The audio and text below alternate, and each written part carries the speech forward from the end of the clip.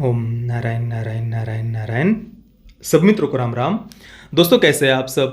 परसों जब से मैंने हमारे चैनल पर विक्रम वेधा इस बॉलीवुड के रीमेक का टीजर रिव्यू अपलोड किया है, उसके बाद से उसके कमेंट सेक्शन में लगातार मुझ पर पर्सनल अटैक्स किए जा रहे हैं, गालियाँ दी जा रही है, बहुत ही गंदे गंदे कमेंट्स किए जा रहे हैं। मैंने तो बस टीजर रिव्यू में मुख्यतः जो मैंने यही आलोचना की थी कि भाई बॉलीवुड बार बार रीमेक क्यों बनाते जा रहा है, जबकि ओरिजिनल जो फिल्म है वो उसका हिंदी डब्ड वर्जन भी अवेलेबल है, फ्री में अवेलेबल है, एमएक्स प्लेयर पर और डिज्नी प्लस हॉटस्टार पर भी अवेलेबल है।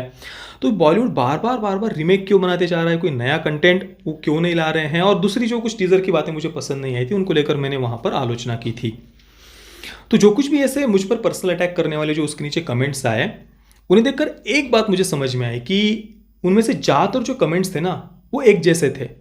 ऐसा लग रहा था जैसे उन्हें किसी ने बताया हो कि भाई अगर कोई भी ये प्रश्न पूछ रहा हो कि भाई बॉलीवुड बार बार रीमेक क्यों बना रहा है, तो तुम्हें ये उत्तर देना है, ये जवाब देना है।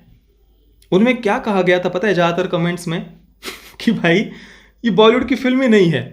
ये जो कुछ भी कथित रूप से हिंदी रीमेक इसे कहा जा रहा है, तो उसके लिए ये आर्गुमेंट दिया जा रहा है डिफेंड करने के लिए कि भाई ये बॉलीवुड की फिल्म ही नहीं है।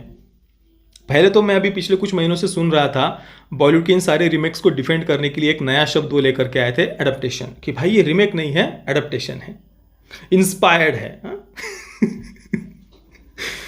और उसके बाद अभी एक स्टेप और आगे वो चले गए हैं। मतलब पता नहीं ये बॉलीवुड की पीआर टीम है या बॉलीवुड के प्रेमी है या कौन है, मैं नहीं जानता हूँ। पर हाँ, ऐसा लगता है देख कर कि जैसे उन्हें किसी ने बताया हो कि भाई ऐसे ऐसे कमेंट करने हैं इन सब फिल्मों को डिफेंड करने के लिए। तो अभी वो एक स्टेप आगे जाकर ये कह रहे हैं कि भाई ये बॉलीवुड की फिल्म ही नहीं है।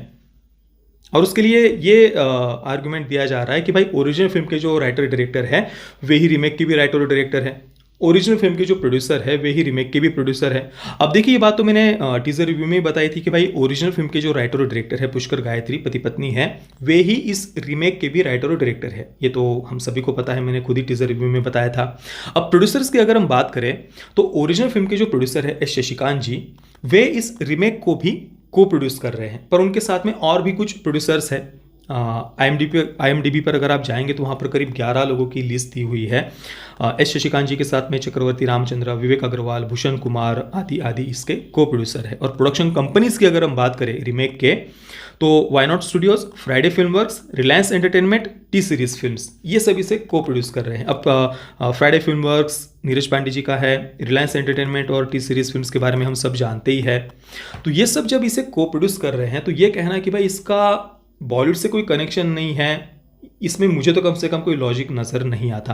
और एक और आर्गुमेंट ये दिया जा रहा था कि भाई ये बॉलीवुड की फिल्म नहीं है, जो ओरिजिनल फिल्म के मेकर्स है ना वे ही रीमेक करना चाह रहे थे, वे ही उन्होंने ही अप्रोच किया था कि भाई हम इसका रीमेक करना चाहते हैं।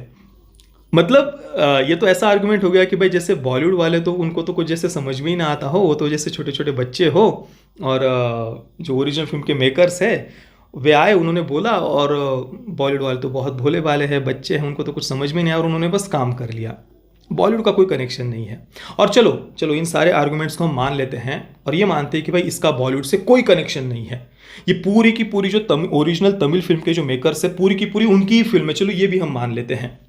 पर ये क्या आर्गुमेंट हुआ कि भाई आप बॉलीवुड को कुछ मत बोलिए, बॉलीवुड को मत बोलिए, जो ओरिजिनल फिल्म के मेकर्स है उन्होंने ही अप्रोच किया था, वही चाहते थे रीमेक बनाना, ओरिजिनल फिल्म के मेकर्स की फिल्म है, तो जो बोल रहा है उनको बोलो।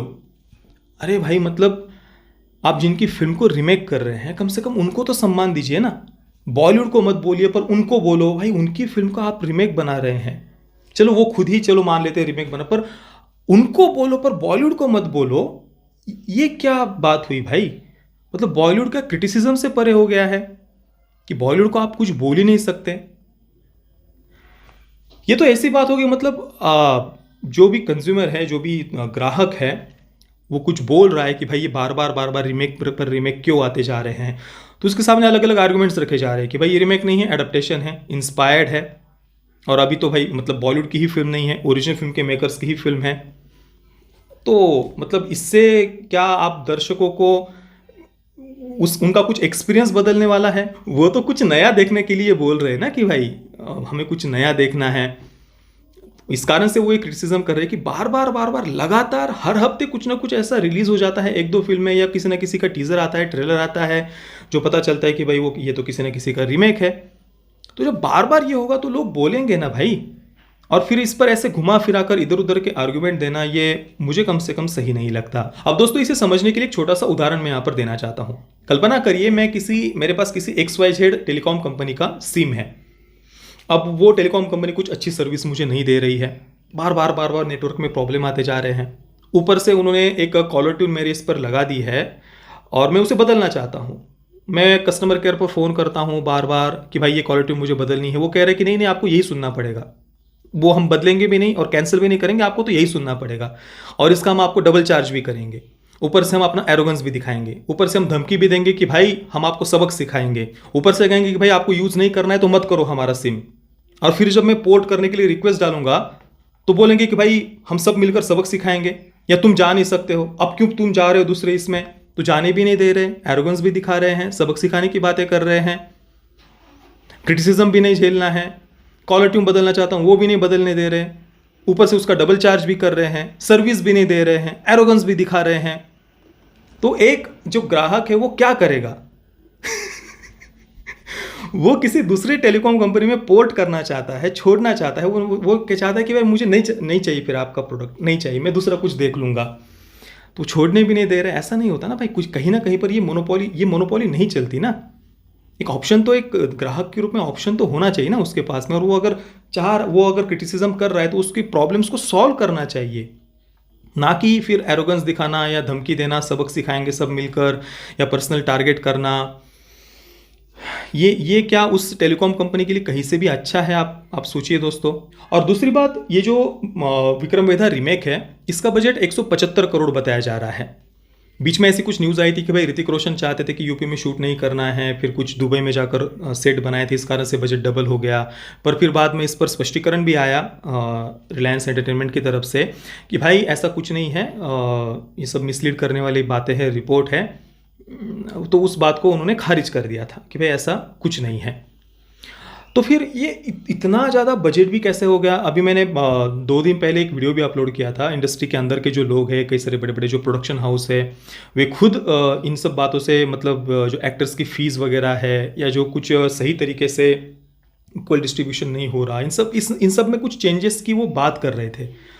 तो अब जब 11 करोड़ में ओरिजिनल फिल्म बनी हुई है, ओरिजिनल फिल्म की जो प्रोड्यूसर से ये कहा जा रहा है कि वो ही ये हिंदी रीमेक बनाना चाहते थे, तो उन्होंने तो ओरिजिनल फिल्म 11 करोड़ में बनाई थी। चलो अब हिंदी रीमेक के लिए वो कुछ थोड़ा डबल या 3 गुना पैसा खर्च कर देते, 4 गुना कर देते। ये कितना गुना हो गया भाई? 11 करोड़ से 175 करोड़ डायरेक्टली। तो इसमें सबसे पहली बात तो बॉलीवुड का ही नुकसान है। दूसरी बात कि भाई इसमें कम से कम कुछ ट्रांसपेरेंसी होनी चाहिए। एक ग्राहक के रूप में लोगों को पता तो होना चाहिए ना कि भाई इसका बजट क्या है या ट्रांसपेरेंसी क्या है, सब बातें कम से कम सामने होनी चाहिए। और अगर इसका नुकसान बॉलीवुड को ही है तो इस पर स्ट्रिक्टली बॉलीवुड को ही कुछ कदम उठाने की आवश्यकता है, अपने आप को करेक्ट करने की कहीं पर आवश्यकता है कि भाई इतना ज़्यादा 11 करोड़ से डायरेक्टली 175 करोड़।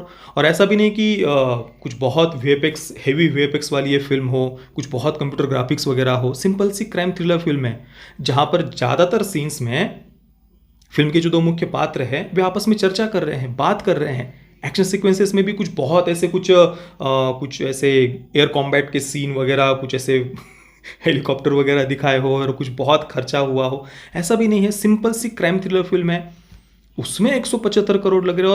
और उसमें भी ये प्रश्न मन में उठता है कि भाई ओरिजिनल फिल्म के मेकर्स जब उनकी जो मूल फिल्म थी तमिल फिल्म, उसे उन्होंने 11 करोड़ में बना दिया था, तो क्या उनके पास इतना पैसा था कि उन्होंने 175 करोड़ हिंदी फिल्म रीमेक बनाने में उन्होंने लगा दिया? 175 करोड़। कई सारी बातें मन में उठती है। कुल मिलाकर कहने का तात्पर्य यही है कि बॉलीवुड को ये जो अलग अलग आर्गुमेंट है या जो एक्सक्यूज़ लेना है कि भाई ये तो एडाप्टेशन है या इंस्पायर्ड है या तो ये हमारी फिल्म ही नहीं है, बॉलीवुड की फिल्म ही नहीं है, वो लोग चाहते थे कि रीमेक करना, वो उन्होंने अप्रोच किया और हम तो बहुत मासूम है, भोले भाले हैं, हमने तो बस हाँ कर फिल्म बना दी। ये सारे एक्सक्यूज़ लेने से कंटेंट तो नहीं बदलने वाला ना। जो एक एंड कंज्यूमर है, जो आपका ग्राहक है या दर्शक है, उसके एक्सपीरियंस पर तो कुछ फ़र्क नहीं पड़ने वाला।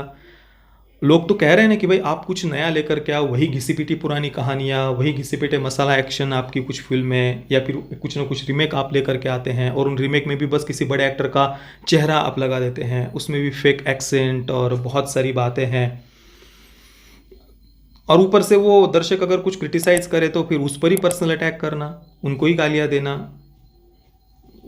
तो ये तो बॉलीवुड के लिए नुकसानदायक है, मेरी जितनी बुद्धि उसके अनुसार तो। बाकी दोस्तों, आपके इस पूरे विषय पर क्या विचार है, मुझे आप नीचे कमेंट में अवश्य बताना। ये वीडियो देखने के लिए आप सभी मित्रों का बहुत बहुत धन्यवाद। जय श्री राम, वंदे मातरम।